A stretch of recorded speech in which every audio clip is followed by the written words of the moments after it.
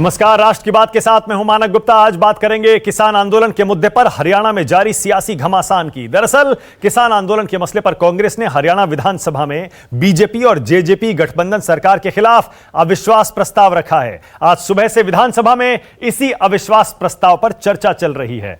नेता प्रतिपक्ष भूपेंद्र सिंह हुड्डा ने कहा है यह सरकार जनता का विश्वास खो चुकी है। वहीं चर्चा के दौरान सीएम मनोहर लाल खट्टर ने अविश्वास प्रस्ताव को लेकर कांग्रेस पर करारा पलटवार किया। खट्टर ने कहा कांग्रेस को हर वक्त अविश्वास होता है, चाहे वो सर्जिकल स्ट्राइक हो या वैक्सीन हो। साथ ही खट्टर ने कहा कांग्रेस अब भी मृग तृष्णा में जी रही है, लेकिन कांग्रेस की मृग तृष्णा कभी पूरी नहीं होगी।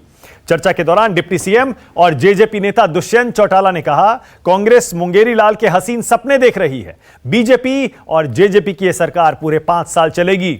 अब से कुछ ही देर बाद कांग्रेस के इस अविश्वास प्रस्ताव पर वोटिंग भी होने वाली है, लेकिन भाषण के दौरान जेजेपी नेता दुष्यंत चौटाला ने जो खुले तौर पर सरकार का समर्थन किया है, उससे मनोहर लाल खट्टर ने और बीजेपी ने राहत की सांस ली होगी। यही नहीं, आज सदन में सीएम खट्टर भावुक भी हो गए, यहां तक रोने लगे। दरअसल पेट्रोल, डीजल और रसोई गैस की बढ़ी कीमतों के खिलाफ कांग्रेस के प्रदर्शन का हवाला देते हुए खट्टर ने कहा कि इस प्रदर्शन के दौरान भूपेंद्र सिंह हुड्डा ट्रैक्टर की चालक सीट पर बैठे हुए थे और कांग्रेस की महिला विधायक उस ट्रैक्टर को रस्सी से खींच रही थी। महिला दिवस पर भूपेंद्र हुड्डा ने महिला विधायकों के प्रति जो संवेदनहीनता दिखाई, उससे आहत हूं, ये बोले मनोहर लाल खट्टर विधानसभा में रोते हुए। ऐसे में आज राष्ट्र की बात में हमारा सवाल, किसान आंदोलन पर अविश्वास प्रस्ताव के दौरान सदन में क्यों रोए सीएम खट्टर? और सहयोगियों का दबाव, विपक्ष का दबाव क्या झेल पाएगी बीजेपी की हरियाणा की सरकार? इसी पर आज बहस करेंगे, लेकिन पहले जरा सुनिए कैसे चल रहा है हरियाणा में सियासी घमासान। ये जो सरकार है, ये बहुमत की सरकार नहीं। 2019 में बहुमत नहीं मिला था भारतीय जनता पार्टी को, लेकिन एक और पार्टी जो है उसकी बैसाखियों पे सरकार बनी। ये सरकार लोगों का विश्वास खो चुकी है, पूर्ण रूप से खो चुकी है। जो अच्छे काम किसान के अलावा भी होते हैं, उसमें भी आपको अविश्वास होने लगता है। प्रधानमंत्री जी ने स्वच्छता अभियान की बात की, तरह तरह की आलोचना आप लोगों ने की। सारे देश में, दुनिया में विषय चल रहा है कि हाँ, हमने स्वच्छता को अभियान लिया, आपको अविश्वास होने लगा। हमने जब चुनाव की बात आती है, उस समय आपको ईवीएम पर अविश्वास होने लगता है। जब हमारे वीर सैनिक सर्जिकल स्ट्राइक करते हैं, उस समय आपको अविश्वास होने लगता है। हमारे सैनिक तुरंत अभी चीनी सेना को खदेड़ने के लिए गलवान में उस समय गए, तो कांग्रेस के नेताओं को अविश्वास होने लगा। मैं एक चीज जरूर बोलना चाहूंगा कि आज केवल मात्र कांग्रेस की एक ही मंशा है कि यहां अविश्वास ना आए, यहां सत्ता परिवर्तन हो, और सत्ता कांग्रेसियों के हाथ में है। मैं एक चीज जरूर बोल सकता हूं कि ये मुंगेरी लाल के हसीन सपने देखने छोड़ दें। मजबूती के साथ हमारा ये गठबंधन 5 साल इस प्रदेश को और आगे ले जाने का काम करेगा, और मजबूती के साथ प्रदेश को नई दिशा देने का काम करेगा, प्रगति के पथ पर ले जाने का काम करेगा। तो देखा आपने, दुष्यंत चौटाला ने आज विधानसभा में सरकार का जो खुला समर्थन किया और कांग्रेस पर हमला किया, उससे जरूर बीजेपी ने राहत की सांस ली होगी। लेकिन हरियाणा विधानसभा में अविश्वास प्रस्ताव पर वोटिंग अभी थोड़ी देर में होने वाली है। खट्टर सरकार के खिलाफ ये जो कांग्रेस का अविश्वास प्रस्ताव है, इस पर बहस अभी भी चल रही है, लेकिन बस थोड़ी देर में इस पर वोटिंग हो जाएगी और तब पता चलेगा सरकार के पक्ष में क्या नंबर है और सरकार के खिलाफ क्या आंकड़े हैं। यह सवाल इसलिए भी अहम है क्योंकि दुष्यंत चौटाला खुला समर्थन जरूर कर रहे हों, लेकिन जेजेपी के कई विधायक खुले तौर पर कल से लगातार कह रहे हैं कि लोगों में बड़ी नाराजगी है, हम सरकार के खिलाफ नहीं बोल सकते वरना हमें पार्टी से निकाल दिया जाएगा।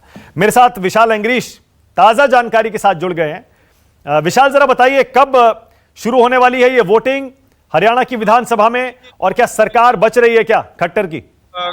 कुछ ही समय में शुरू होने वाली है और हाथ खड़े करके वोटिंग का करवाई जाएगी। और इससे पहले मुख्यमंत्री मनोहर लाल खट्टर ने हर एक उस सवाल का जवाब दिया जो लगातार ही अपोजिशन पूछती भी आई थी, चाहे वो कांग्रेस के एमएलए थे, भूपेंद्र सिंह हुड्डा थे, जहां फिर आजाद इंडिपेंडेंट लड़े हुए एमएलए थे, जहां जेजेपी के, और हर एक बात का सिलसिलेवार उन्होंने जवाब भी दिया। और काफी जो उनकी बॉडी लैंग्वेज थी वो काफी आश्वस्त लग रहे थे कि आज जो अविश्वास प्रस्ताव है विपक्ष का वो गिर जाएगा। लेकिन कहीं ना कहीं विपक्ष भी ये चाहता है कि जो जेजेपी है, जेजेपी अब लोगों को ये बताए, अंदर बिल्कुल ही उन्होंने समर्थन कर दिया है, लेकिन बाहर जब लोगों के बीच में जाएंगे तो किस कदर जाएंगे कि वो किसानों के हितैषी हैं या नहीं हितैषी हैं, ये सारी बातें आज जो विपक्ष था, चाहे वो भूपेंद्र सिंह हुड्डा थे या दूसरे नेता थे, वो यही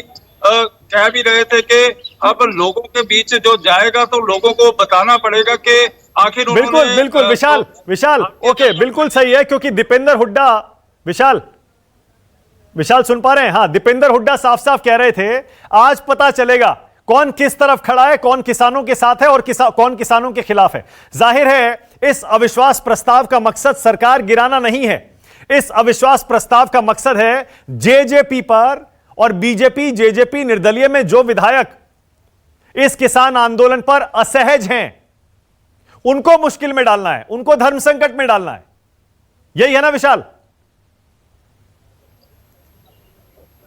संपर्क टूट गया मेरा विशाल से, लेकिन जैसा विशाल बता रहे हैं कि कांग्रेस तो यही चाहती है इस अविश्वास प्रस्ताव के जरिए बीजेपी और जेजेपी में मतभेद को सामने लाया जाए। आज राष्ट्र की बात में मेरे साथ बीजेपी से अपराजिता सारंगी जुड़ गई हैं, मेरे साथ कांग्रेस से संजय चोकर हैं, उनको भी आप देख पा रहे हैं, दीप कमल हैं, स्पोक्समैन हैं, प्रवक्ता हैं जेजेपी के, हरनाम सिंह है किसान नेता, और प्रदीप सिंह जी को आप देख पा रहे हैं सीनियर जर्नलिस्ट हैं, पॉलिटिकल कमेंटेटर भी हैं। आप सभी का स्वागत है। अपराजिता सारंगी सुन पा रही हैं? पार्टी को अभी भी पूछते हैं, बोल रहे नहीं मैडम ये लोग। अपराजिता जी से संपर्क नहीं हुआ। संजय चोकर, संजय सुन रहे हैं? सुन रहे हैं। ओके संजय, आपने सुना दुष्यंत चौटाला ने साफ साफ कह दिया आपकी पार्टी मुंगेरी लाल के हसीन सपने देख रही है, कोई सरकार गिरने वाली नहीं है, आपको भी पता है, तो ये अविश्वास प्रस्ताव क्यों ला रहे हैं आप? नहीं देखिए, अभी आपने खुद भी बोला और हम बार बार कह रहे हैं, अविश्वास प्रस्ताव इसलिए लेके आए कि इनके एमएलए जो है वो खिलाफ बोल रहे हैं, इनके एमपीज और एमएलए को लोग अपने हलकों में घुसने नहीं दे रहे हैं, मुख्यमंत्री अपने इलाके में जा नहीं सकता, रैली नहीं कर सकता, प्रोग्राम नहीं कर सकता। और आज दुष्यंत चौटाला बेशक वो बोल रहे हो, लेकिन उनके सारे के सारे एमएलए उनके खिलाफ बात कर रहे हैं। आप वीडियोस देखिए, उनके रिकॉर्डिंग देखिए, तो ये मुझे नहीं लगता कि सरकार, आप सड़क पे भी इसका विरोध हो रहा है, इसका विधानसभा में भी विरोध हो रहा है, इसका पार्लियामेंट में भी विरोध हो रहा है, तो मुझे नहीं लगता है कहीं ना कहीं सरकार जो जिस तरीके से हमने जो प्लानिंग करी कि विश्वास प्रस्ताव लाया जाए और उसमें यह देखा जाए कि कौन किसानों के साथ खड़ा है, कौन किसानों के पक्ष में खड़ा है, कौन किसानों के विरोध में खड़ा हुआ है। ओके संजय, एक सेकंड रुकिएगा। हरियाणा की असेंबली से सीधी तस्वीरें हमें मिल रही हैं क्योंकि वोटिंग वहां पर शुरू हो चुकी है।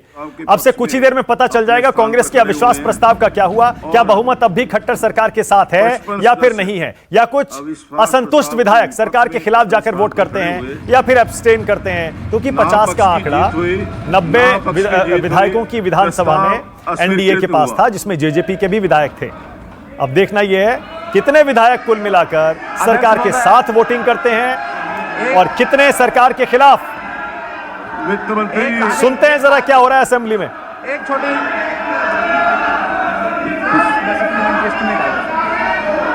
देखिए, एक आज के संदर्भ में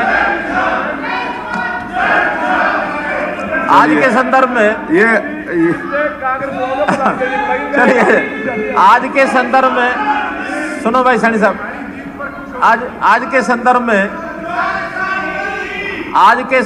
एक महाभारत की कहानी सुनाता हूं। आज के संदर्भ में महाभारत की कहानी सुनाता हूं। देखिए, महाभारत में दो पक्ष आमने सामने थे, पांडव थे, कौरव थे। इनको पता है कि कौरवों की संख्या ज्यादा थी, पांडवों की संख्या कम थी। सुनो, नहीं सुनो, आगे कहानी सुनो। ओके, अविश्वास प्रस्ताव गिर गया है। इस वक्त की बड़ी खबर, खट्टर सरकार ने हरियाणा विधानसभा में अविश्वास प्रस्ताव को हरा दिया है, सदन का विश्वास हासिल कर लिया है। यानी कांग्रेस का अविश्वास प्रस्ताव हरियाणा की विधानसभा में नाकाम हो गया है। यानी बहुमत अभी भी हरियाणा में खट्टर सरकार के साथ ही है। बीजेपी और जेजेपी की हरियाणा की सरकार सुरक्षित है। कांग्रेस जो अविश्वास प्रस्ताव लाई थी वो नाकाम हो गया, वो गिर गया है। कितने विधायकों ने इस अविश्वास प्रस्ताव पर हुई वोटिंग में सरकार के साथ वोट दिया, कितने विधायकों ने इसके खिलाफ वोट दिया, ये थोड़ी देर में आपको विस्तार से बताएंगे। लेकिन इस वक्त की बड़ी खबर कि खट्टर सरकार फिलहाल सुरक्षित लग रही है, उसे कोई खतरा फिलहाल आंकड़ों के लिहाज से नहीं दिखाई दे रहा है।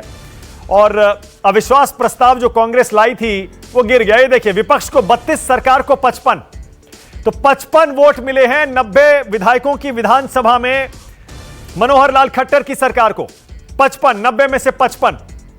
पहले जाहिर है आपको याद होगा 10 जेजेपी के पास थे, 40 बीजेपी के पास थे, 50 और उसको मिलाकर कुल 50 होते हैं। 45 के बहुमत के आंकड़े के पार पहुंच गई थी बीजेपी जेजेपी, कुछ निर्दलीय भी साथ थे।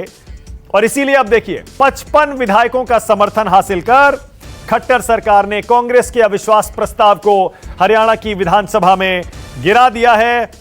और किसान आंदोलन पर घिरने के बावजूद अविश्वास प्रस्ताव में खट्टर सरकार कामयाब हुई है, जीत गई है। हरियाणा की विधानसभा में जो अविश्वास प्रस्ताव बीजेपी और जेजेपी की सरकार के खिलाफ कांग्रेस ने रखा था वो 32 के मुकाबले 55 वोट से गिर गया है और बहुमत बीजेपी और जेजेपी की सरकार के साथ ही है। यह एक बार फिर से साबित हो गया है। संजय चोकर कांग्रेस की तरफ से, संजय चोकर मेरे साथ हैं। संजय, देख लीजिए 55 विधायक हैं, 55 90 की विधानसभा में और 2 सीटें खाली भी हैं। अभी सरकार बिल्कुल सुरक्षित है। सरकार के पक्ष में वोट जरूर डाला है, लेकिन अगर आप उनके अंदर बात करें या जिस तरह से आपने वीडियो देखी या देवेंद्र बबली की देखी या और दलों की देखी, तो मुझे लगता है कि वो अंदर से खिलाफ है, लेकिन उनकी मजबूरी है कि वो आज पार्टी से बाहर नहीं जा सकते। तो लेकिन ये आज ये क्लियर पता चल गया कि कौन किसानों के साथ खड़ा हुआ है, कौन किसानों के विपक्ष में खड़ा हुआ है। संजय, आप असेंबली के बाहर क्या होगा, इससे क्या संदेश जाएगा, आप उस पर जा रहे हैं। लेकिन मैं ये कह रहा हूं, ये जो असेंबली के अंदर, विधानसभा के अंदर, ऐसा तो नहीं कि आपका दाव उल्टा पड़ गया। जेजेपी और बीजेपी को आप तोड़ने की कोशिश कर रहे थे, आपको लगा शायद कुछ निर्दलीय विधायक टूट जाएंगे सरकार की तरफ से, लेकिन यहां तो 55 अब उनका आंकड़ा है। ऐसा तो नहीं दाव उल्टा पड़ गया, आपने सहयोगियों को और करीब ला दिया बीजेपी के? नहीं, हम तोड़ने की कोशिश नहीं कर रहे थे। खुद एमएलए जो है, बीजेपी के एमएलए, कांग्रेस दूसरे दलों के एमएलए, वो खुद संपर्क कर रहे थे, खुद वो सरकार के खिलाफ बात कर रहे थे। आज हालात ये है कि आप ये अपने हलकों में नहीं जा सकते, अपने एरियाज में नहीं जा सकते, ना एमपी जा सकते, ना एमएलए जा सकते। नहीं, लेकिन एक सेकंड संजय, अपनी कॉन्स्टिट्यूएंसी में नहीं जा सकते। ओके संजय चोकर, एक सेकंड। लेकिन मैं ये, संजय, मेरा सवाल ये था, ऐसा तो नहीं कि इस असेंबली से आज आपके अविश्वास प्रस्ताव के गिरने से जो संदेश जा रहा है वो आपके खिलाफ और सरकार के पक्ष में चला जाए? कहीं ऐसा तो नहीं बीजेपी जेजेपी की दोस्ती पक्की है, ये संदेश अब चला गया? जनता जो है वो सरकार के खिलाफ है, एमएलए सरकार के खिलाफ है, संदेश साफ है। ये तो एक मजबूरी है कॉन्स्टिट्यूशनल कि उनको सरकार के साथ खड़ा होना पड़ रहा है। लेकिन जनता में भी अपना विश्वास खो चुके हैं और लोग सड़कों पे हैं। किसान देखिए आप, ओके, दीप कमल को लाइए, बैठे हुए हैं। Okay, all right. Deep Kamal JJP के प्रवक्ता हैं। दीप, सुन पा रहे हैं मुझे? बिल्कुल मानक, सुन रहा हूं। ओके दीप, ये 55 विधायकों का समर्थन बीजेपी जेजेपी सरकार को क्या संदेश देता है? देखिए मानक जी, साफ संकेत है कि सरकार जिस बहुमत के साथ अक्टूबर 2019 में बनी थी, 56 विधायक सरकार के साथ थे, 56 ही आज हैं, 55 ने वोट डाला है, एक स्पीकर साहब हो गए और कांग्रेस वही 31 उनके विधायक थे, एक आज के दिन अयोग्य है, 30 वो और उनके साथ 2 निर्दलीय हैं, बस वहीं पर। लेकिन उनको पहले से पता था कि ये चीजें उनके बस की है नहीं। अब खिसियानी बिल्ली खंबा नोचे में संजय चोकर जी इधर उधर की बातें करें, लेकिन अविश्वास प्रस्ताव लेकर आए हैं तो उसकी हार उनको सबसे पहले स्वीकार करनी चाहिए और ये भी स्वीकार करना चाहिए कि ये जैसे क्रिकेट में अंपायर रिव्यू होता है, अब 6 महीने तक कम से कम वो इस बारे में तो बोलने लायक नहीं है। 6 महीने तक तो अविश्वास प्रस्ताव भी नहीं आ सकता है। अब आप मैदान में बात करेंगे तब आप विधानसभा की बात करते हैं, विधानसभा में हार गए तो अब आप कहेंगे कि मैदान में ये हो रहा है। यानी कि आपको बस बाईपास निकलना है, सीधे मुद्दे पर बात नहीं करनी है।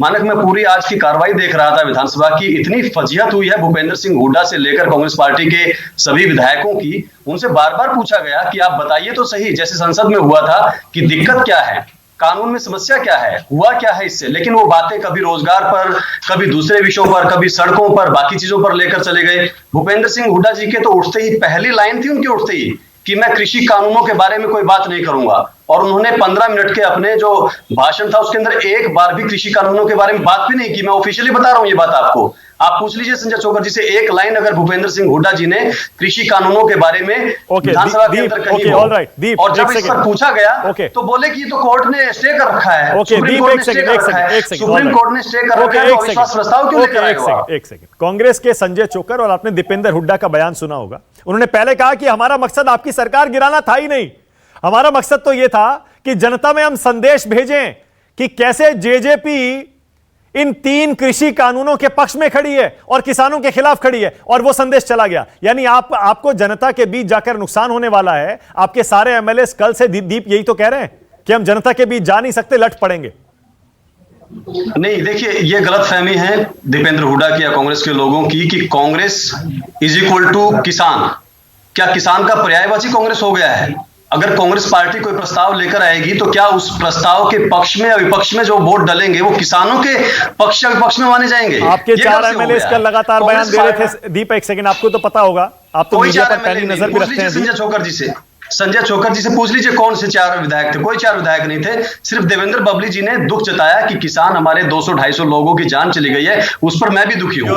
उस पर हर आदमी दुखी है, हर किसान परिवार से जुड़ा हुआ हर आदमी दुखी है। उन्होंने यही कहा कि हम दुखी है, हमारे किसान मर रहे हैं वहां पर। उसके लिए भी कांग्रेस जिम्मेदार है, जो बहका रही है, उनको गुमराह कर रही है। बुजुर्ग किसानों को भी जाड़े में दिसंबर और जनवरी में वहां पर भेजा है इन्होंने। उसकी ये किसानों को गुमराह करने का काम सत्ता के लिए सिर्फ गुरनाम चढ़ूनी जो इनके नेता हैं उनकी साजिश, और वो एक अखबार में आया भी था कि उन्होंने हरियाणा की सरकार गिराने का ठेका उठाया था और उसी का एक सेकंड, ऑलराइट दीप, एक सेकंड, क्योंकि दीप देखिए, जहां तक तथ्यात्मक रूप से अगर आप कुछ बात कहेंगे तो मुझे बीच में आना पड़ेगा। अपना संजय चोकर अपना जवाब देंगे, लेकिन जो मैंने कहा 4 विधायक हैं, 3-4 विधायक हैं जिन्होंने सीधे सीधे कृषि कानूनों पर असहजता जताई है अपनी, वो सही है बिल्कुल। आप ही के विधायक है राम कुमार गौतम, उन्होंने क्या कहा? देखिए उन्होंने कहा वोट नहीं दूंगा, अविश्वास प्रस्ताव पर वोट नहीं दूंगा। उन्होंने पक्ष में डाला है, उन्होंने कहा, लेकिन कहा था उन्होंने, बयान तो था उनका, उन्होंने ये कहा था कि आंदोलन खत्म होना चाहिए। आंदोलन तो हम भी चाहते हैं कि खत्म होना चाहिए। जोगीराम सिहाग क्या कह रहे हैं आपके एमएलए? जोगीराम सिहाग, किसानों की मांग जायज है, मैं उनके साथ खड़ा हूं, विधायक बाद में, पहले किसान हूं, जरूरत पड़ी तो इस्तीफा दे दूंगा। देखिए मानक जी, ना किसी ने इस्तीफा दिया है और ना किसी ने बीजेपी जेजेपी सरकार के खिलाफ वोट डाला है। नहीं, एक सेकंड, देखिए दीप एक सेकंड, ये तो मैंने खुद बता दिया कि 55 विधायक आपके साथ हैं, आपकी सरकार सुरक्षित है, अविश्वास प्रस्ताव गिर गया। लेकिन जो आपके 3-4 एमएलए ने सरकार के खिलाफ, कृषि कानूनों के खिलाफ बयान दिया है, वो भी बताना मेरी जिम्मेदारी है, इसलिए मैं बता रहा हूं। अब देवेंद्र बबली क्या कह रहे हैं? अगर विधायक अपने इलाकों में रहे तो लोग उन्हें पीट देंगे, लोहे के हेलमेट बनवाने पड़ेंगे, खासकर जेजेपी के विधायकों को। अब बताइए। देखिए, लेकिन उसी के बीच में उन्होंने ये कहा कि मेरा वोट सरकार के साथ रहेगा, मैं कांग्रेस के साथ नहीं हूं। पर भी सवाल साथ ही उठाया कि वो अपने लोगों को तो इकट्ठा कर ले। कांग्रेस अगर किसानों की इतनी हितैषी होती तो आज विपक्ष में नहीं बैठी होती। हाँ, नहीं, वो ठीक है, स्थिति है जिसमें, अच्छा एक काम करते हैं, एक सेकंड रुकिए, मैं एक बयान सुनवा भी देता हूं। आप कह रहे हैं ना कि कोई विधायक नाराज नहीं, जरा सुन लीजिए एक नाराज विधायक क्या कह रहे हैं, सुनिए। अब तो हालात ये हो गए कि छोड़ देना चाहिए जी, छोड़ देना चाहिए मेरे हिसाब से जी। अब बैठने का कोई अधिकार नहीं है हमारा, क्योंकि जनता हमारे से नाखुश है, हमें गांव में घुस नहीं देती। और मैं तो आपके कैमरे के माध्यम से कहना चाहता हूँ, मुख्यमंत्री जी का प्रोग्राम करवा लीजिए जी, मैं मान जाऊंगा जी। डिप्टी सीएम अपने जाके रैली करके उचाना में दिखा दीजिए। मेरा और कोई विधायक है, मैं खुद जी ना मतलब भी नहीं, डंडे गले कुटेंगे जी, लठ ले बैठे। हाँ, हेलमेट लोहे के और ये गारमेंट, अंडर गारमेंट सारे लोहे के बनवाने पड़ेंगे, जो जब जाकर खासतौर से जेजेपी के विधायक हम तब बच पाएंगे। क्या वजह है संजय चोकर, क्या वजह है कि इनके 3-4 नाराज विधायक होने के बावजूद सरकार के पक्ष में सबने वोट दिया है? संजय चोकर, देखिए उनकी मजबूरी है, आज वो पार्टी से बंधे हुए हैं। अगर वो सरकार के खिलाफ वोट करते हैं तो उनकी सदस्यता जा सकती है, लेकिन आप साफ तौर पे इन एमएलए ने बलराज कुंडू, सोमवीर सागवान, रामकुमार गौतम, देवेंद्र बबली, इन सब लोगों ने खुल के विरोध किया है, खुल के इस किसान बिल के विरोध में बात करी है। और आप अगर इन 5 विधायकों की बात नहीं है अकेले, आप अगर दूसरे जो एमएलए हैं, आज मैं आपको चैलेंज के साथ कहना चाहता हूं कि दुष्यंत चौटाला अपने इलाके में जाके दिखाए। पिछले 3-4 महीने से अपने इलाके में नहीं जा पा रहे हैं। मुख्यमंत्री खट्टर अपने इलाके में प्रोग्राम नहीं कर पा रहे हैं। नहीं, एक सेकंड, तो आपके कहने का मतलब ये है, ओके एक सेकंड, तो मतलब आपके कहने का ये मतलब है कि अपना राजनीतिक करियर दुष्यंत चौटाला ने सारे विधायकों ने दांव पर लगा दिया है? बिल्कुल दांव पे लगा दिया है। क्यों लगा दिया है? उनके सारे एमएलए विरोध कर रहे हैं, लोग उनका विरोध कर रहे हैं। दुष्यंत चौटाला अपने एरिया में नहीं जा सकते। नहीं, क्यों कर दिया फिर उन्होंने, ऐसा बताइए क्यों कर दिया? अगर उनको ऐसा लगता है वाकई जनता नाराज है तो क्यों सरकार के साथ खड़े हैं, बताइए। नहीं, ये तो वही जवाब दे सकते हैं उसका कि क्यों वो इसके साथ खड़े हैं। आने वाले दिनों में देखना, हमारा मकसद सिर्फ ये था कि लोग पीछे से बात कर रहे थे कि किसानों के हक की बात कर रहे हैं। हमारा मकसद अविश्वास प्रस्ताव लाने का सिर्फ ये था कि पता चल जाए कि कौन किसके साथ खड़ा हुआ है। ऑल राइट, राजीव जेटली कोलकाता से मेरे साथ जुड़े हैं, बीजेपी के प्रवक्ता राजीव जेटली। एक तो इस वक्त का अपडेट आपको बता दूं, हरियाणा में अविश्वास प्रस्ताव आपकी सरकार के खिलाफ गिर गया है, क्योंकि आप भी वहीं से आते हैं, आप तो मुझे पता है फॉलो कर रहे होंगे। तो एक तो आपने भी राहत की सांस ली होगी कि जेजेपी ने 10 के 10 विधायकों ने बीजेपी के साथ वोट दिया है, और उसके अलावा इंडिपेंडेंट्स भी लगभग उतने ही हैं जितने सरकार बनते समय आपके साथ थे। 55 विधायकों का समर्थन आपको मिला। हरियाणा में आपकी सरकार सुरक्षित, कांग्रेस और विपक्ष को मिले 32। इससे क्या संदेश जाता है राजीव जेटली?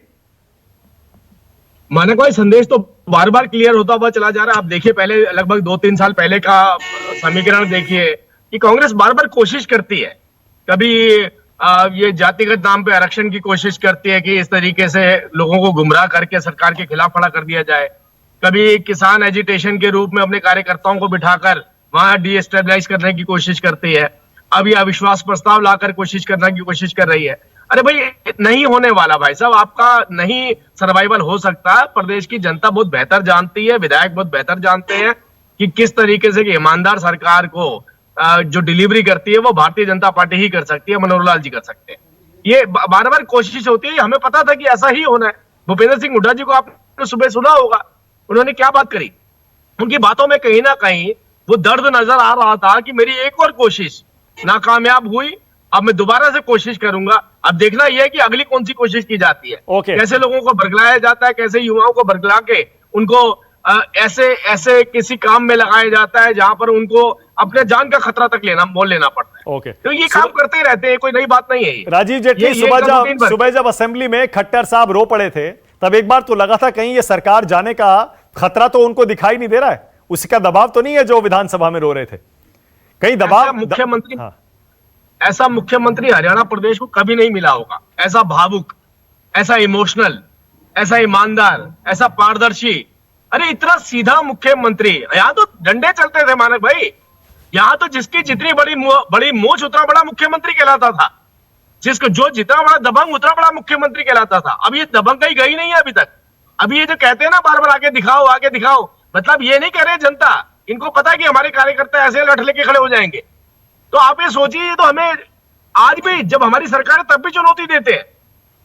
एक शरीफ आदमी को सरकार चलाने में कैसे बाधा पहुंचाई जाए, वो सभी रणनीतियां ये बनाते हैं, लेकिन होने वाला कुछ नहीं है। ये 2.5 करोड़ जनता देखती है प्रदेश की, कैसा मुख्यमंत्री चाहिए। इन्होंने हमें चुनावों से पहले भी कहा था। राजीव जेटली, संजय चोकर कह रहे हैं और कांग्रेस के दीपेंद्र हुड्डा साफ साफ कह रहे थे, हमारा मकसद सरकार गिराना था ही नहीं, हमारा मकसद ये था हम इनको एक्सपोज करें कि कौन कृषि कानूनों के पक्ष में है, कौन विरोध में है, कौन किसानों के पक्ष में है, कौन विरोध में है। कह रहे हमारा मिशन पूरा हो गया, अब ये जाके दिखाएं जनता के बीच में, ये सारे विधायक, दुष्यंत चौटाला।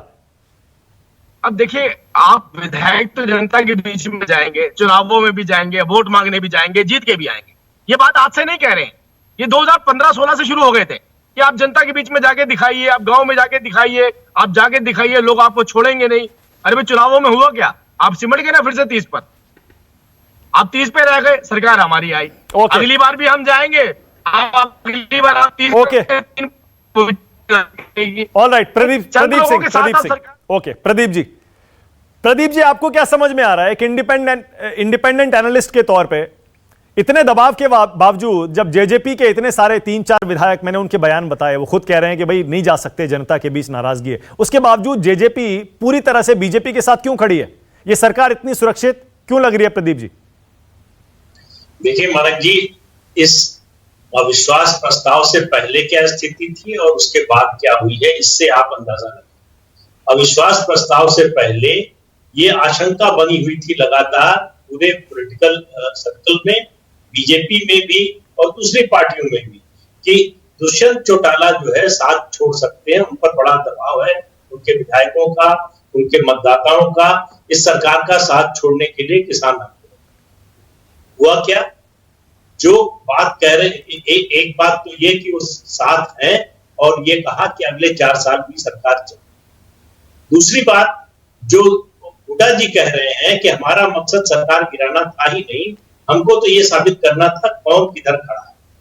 तो जो 4 विधायक जेजेपी के किसानों के साथ खड़े हुए दिख रहे थे, वो भी सरकार के साथ खड़े हुए, तो ये तो उनका नुकसान है भाई। उन 4 विधायकों के विरोध को लेकर कांग्रेस जो है इतनी उत्साहित हुई कि अविश्वास प्रस्ताव लेकर आए। उनको लगा कि ये 4 विधायक जो है अपनी विधायकी दांव पर लगा देंगे और हमारा साथ देंगे, लेकिन ऐसा कुछ नहीं हुआ।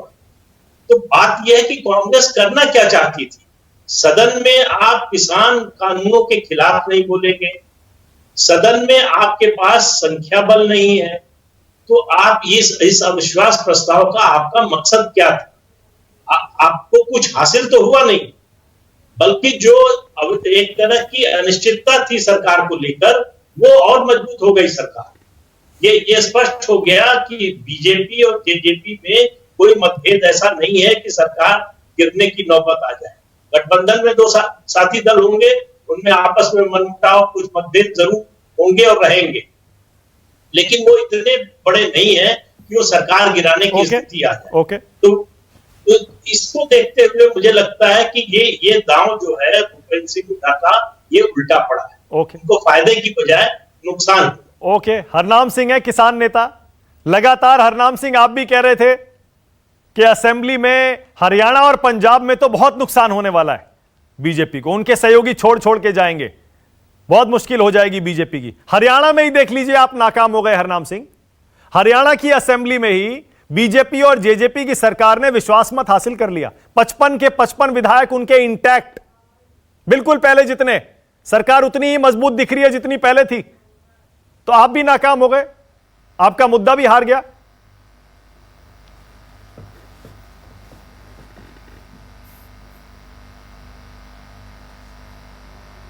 मानक जी, पहले तो आप जो ये कह रहे हैं कि आप हार गए, ना मैं वहां का सांसद हूं, ना मैं वहां का विधायक हूं।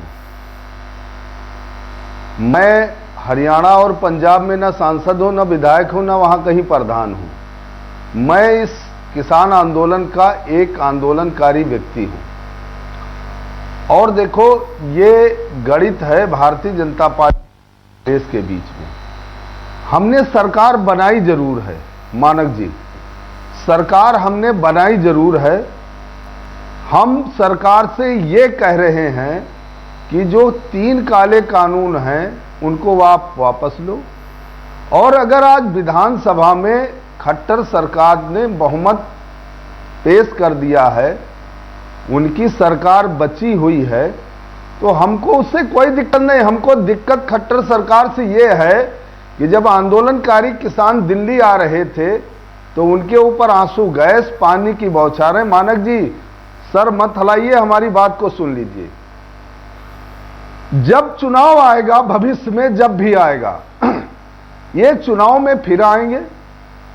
ये बात साफ हो गई कि भारतीय जनता पार्टी और जेजेपी किसानों का वोट तो ले लिए हैं, लेकिन जो 3 काले कानून आए हैं, जो एमएसपी को गारंटी कानून की मांग कर रहे हैं, उन किसान मतदाताओं के साथ भारतीय जनता पार्टी और जेजेपी के विधायक किसानों के साथ नहीं खड़े हैं। हम भारत की सरकार और जो भी लोग हैं, जो भी बुद्धिजीवी लोग हैं, सरकार वोट देके किसान जरूर बनाता है, लेकिन विधानसभा लोकसभा में जो बहुमत पेश करना और सरकार बनाना गिराना, उससे ना भारतीय किसान यूनियन का मतलब है ना हरनाम सिंह वर्मा का मतलब। ना इस तरह बड़ी बड़ी बातें मत करिए हरनाम सिंह, ये बड़ी बड़ी बातें मत करिए। अब देखिए ना एक सेकंड, एक मिनट, इतनी बड़ी बड़ी बातें देखिए अब मत करिए, क्योंकि आप हार गए। आप हरियाणा की असेंबली में जब बीजेपी और जेजेपी की सरकार ने बहुमत हासिल कर लिया, अविश्वास प्रस्ताव गिर गया, आप हार गए। आप चाहे वहां पर कोई एमपी या एमएलए हैं या नहीं है, आपने लगातार यह मुद्दा उठाया था, आपने लगातार कहा था कि बीजेपी के सहयोगी उनका साथ छोड़ देंगे, हरियाणा में देखिएगा सरकार का क्या होगा। आप हारे हैं क्योंकि मुद्दा आप ही का था, किसान आंदोलन पर यह विश्वास प्रस्ताव आया था। आप बड़ी बड़ी बातें कर रहे हैं आप यहां बैठकर। हरनाम सिंह, आप खुद कह रहे हैं बीजेपी को हराएंगे सब जगह, जहां जहां चुनाव हो रहा है वहां पर जाएंगे और बीजेपी को हराएंगे। मानक यहां बीजेपी की सरकार बच गई। अरे हमारी भी सुन लो भाई। ये कांग्रेस पार्टी की जिम्मेदारी है, जिन्होंने इस अविश्वास प्रस्ताव को किसानों के साथ ऐसे जोड़ दिया। कह रहे हैं ये कांग्रेस पार्टी ने किया है। तरीके से हाथ उठाए जाते हैं, प्रस्ताव में उनकी उनके लीडर बैठे, मुख्यमंत्री बैठे हैं, विधायक और सांसद बनने के बाद में उनके अंदर बहुत कमियां आ जाती हैं। सरकार के खिलाफ कोई ऐसा व्यक्ति नहीं है, कितना भी ईमानदार आदमी है वो हाथ उठाएगा सरकार के पक्ष में। मत पेटी में वोटें डलवा लो, मत पेटी में वोटें डलवा लो, वहीं पे पता चल जाएगा। मतदान करवा लो, हरियाणा में पता चल जाएगा।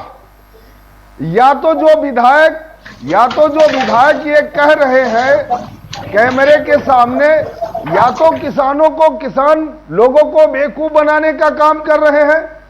भाई कौन सांसद विधायक है कि मुख्यमंत्री और अपने नेता के सामने हाथ नहीं उठाएगा, चाहे कितना भी ईमानदार हो। बोलिए दीप कमल, बोलिए। विधायक और सांसद बनने बोलिए के बाद दीप, बोलिए। अब आप सदन में जीत गए होंगे और जनता के बीच हार जाएंगे, सरकार ये कह रहे हैं हरनाम सिंह। बोलिए दीप।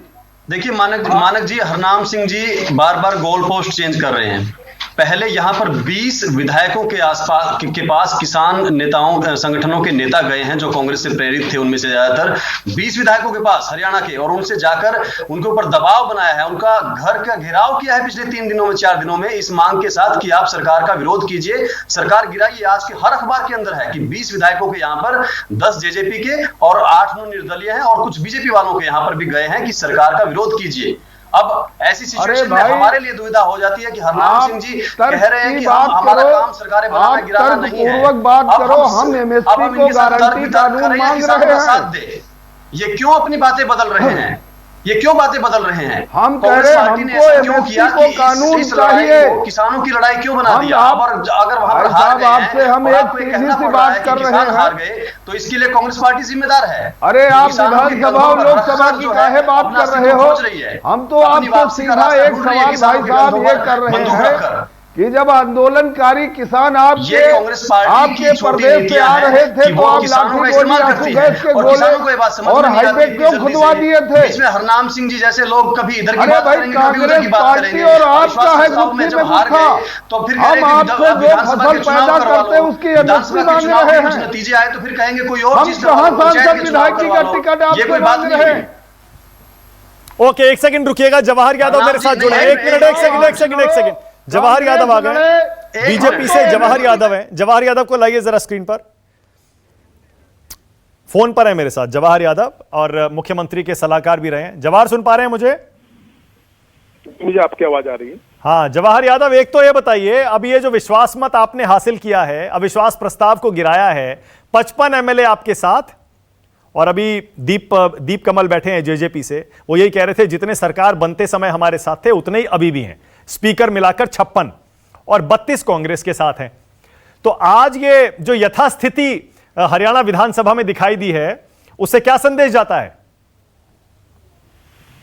उससे संदेश ये बड़ा स्पष्ट है कि कांग्रेस केवल किसानों का प्रयोग कर रही है अपने राजनीतिक एजेंडे के लिए, ना कि किसानों के हित के लिए। आज सदन में चर्चा के दौरान खुद बताया कि एपीएमसी मंडियों को खत्म करने की प्राइवेट मंडियों की जो वकालत थी वो हुड्डा साहब ने की। हमारे कृषि मंत्री ने भी बताया आज जिस समय सदन में कार्रवाई चल रही थी, मैं अभी सदन में ही हूँ, ऐसे ही माननीय मुख्यमंत्री जी ने बताया। तो इसमें कांग्रेस एक्सपोज हुई। कांग्रेस जो चाहती थी कि किसानों को बगला लेगी, आज इस अविश्वास प्रस्ताव पे भी सीएम साहब ने कहा कि आज अच्छा है, नहीं तो होता ये था कि आप अपनी बात कह के चले जाते थे जब हमारा बोलने का नंबर आता था। आज आपकी मजबूरी है कि आपको यहाँ रहना पड़ेगा। उसके बाद एक एक करके किसानों के मुद्दे पर, चाहे मुआवजे का मुद्दा हो, 6 साल में इस सरकार ने 6000 करोड़ रुपए दिया। हुड्डा साहब की 10 साल में केवल 800 करोड़ रुपए दे पाई। ऐसे ही मुख्यमंत्री जी ने यहाँ तक बताया कि स्वामीनाथन ने कहा था किसी का खराबा हो जाता है खेत का, तो स्वामीनाथन की रिपोर्ट कहती थी उसको 10,000 रुपए प्रति एकड़ मिलना चाहिए। तो मुख्यमंत्री ने कहा ये भाजपा की और दुष्यंत वाली सरकार मिलकर 12,000 रुपए प्रति एकड़ दे रही है।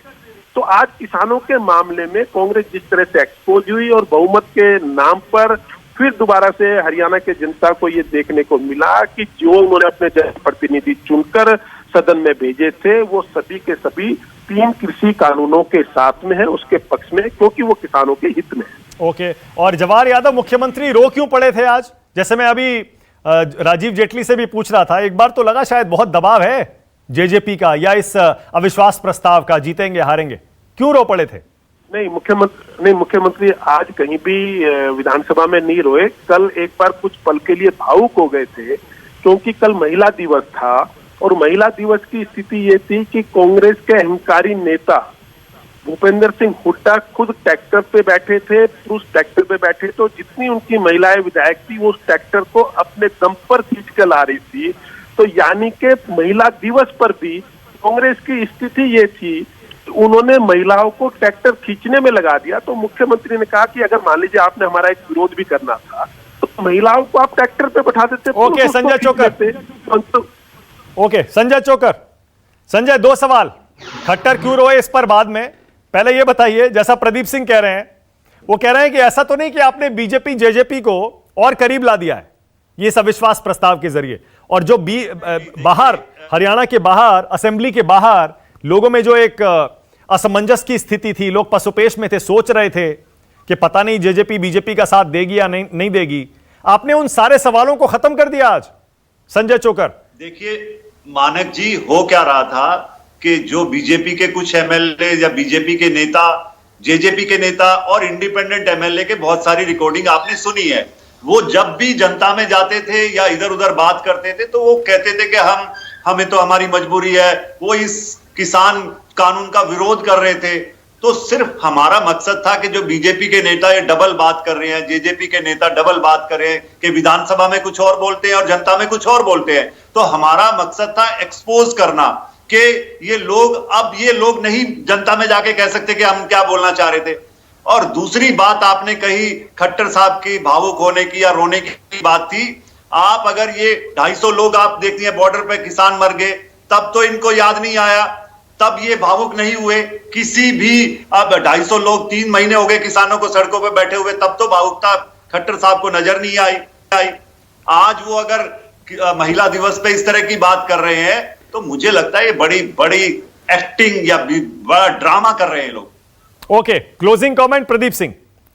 प्रदीप जी, एक तो क्या वाकई आपको भी लगता है कि बीजेपी और जेजेपी दोनों को ऐसा लगता है कि अभी हरियाणा में चुनाव 4 साल दूर हैं और केंद्र के चुनाव भी अभी 2024 में होने हैं, बहुत समय है उसमें, क्या यही वजह तो नहीं है? अभी उनको लगता है कि अभी बहुत समय है, निकल जाएगा ये जो फेज है ये निकल जाएगा और इसीलिए दोनों की ये दोस्ती बरकरार है। प्रदीप जी, नहीं देखिए, आप जो बात कह रहे हैं वो एक फैक्टर है, लेकिन वो मेरी समझ से छोटा फैक्टर। असली बात ये है कि जेजेपी और बीजेपी दोनों को समझ में आ रहा है कि इन 3 किसान कानूनों में किसान विरोधी कुछ नहीं है। आप बताइए, भूपेंद्र सिंह हुड्डा ने आज विधानसभा में एक भी बात कही हो कि इन 3 कानूनों में ये खामी, तो जो भी विरोध कर रहा है वो खामी बताने को तैयार नहीं कि ये खराब है। वो भी ये भी बताने को तैयार नहीं है कि पहले जो स्थिति थी वो कैसे बदल जाएगी 3 कानूनों के आने के बाद। तो ये विश्वास जो है इस बात से है कि ज्यादातर किसान, बहुमत किसानों का इन 3 कृषि कानूनों के समर्थन में है। जो विरोध में है उनको बरगलाया गया है और उनको हम समझा सकते हैं। ये जो विश्वास है वो इन दोनों पार्टियों को साथ रखे हुए है, वरना आज आप देखते हैं सरकार गिर जाती। ओके, ऑल राइट, ओके, चलिए। तो आज मेरे पास समय इतना ही है, लेकिन एक बार फिर से अपडेट आपको बता दें, कांग्रेस ने हरियाणा की विधानसभा में खट्टर सरकार के खिलाफ आज जो अविश्वास प्रस्ताव रखा था वो गिर गया है। 55 विधायकों ने खट्टर सरकार के समर्थन में वोट दिया, जबकि 32 विधायकों ने सरकार के खिलाफ वोट दिया। लगभग वही स्थिति जो सरकार बनने के समय 1 साल पहले थी। बहुत बहुत शुक्रिया आज राष्ट्र की बात में आने के लिए आप सबका। दीप आपका, हरनाम सिंह, प्रदीप जी आपका, संजय चोकर, राजीव जेटली, जवाहर यादव, बहुत शुक्रिया। नमस्कार, मैं हूं मानक गुप्ता। अगर आपको हमारा ये वीडियो पसंद आया हो तो इसे लाइक और शेयर जरूर करें, और हां, हमें सब्सक्राइब और फॉलो करना ना भूलें, ताकि आप देश और दुनिया की कोई खबर मिस ना करें। तो जुड़े रहिए हमारे साथ और देखते रहिए न्यूज़ 24।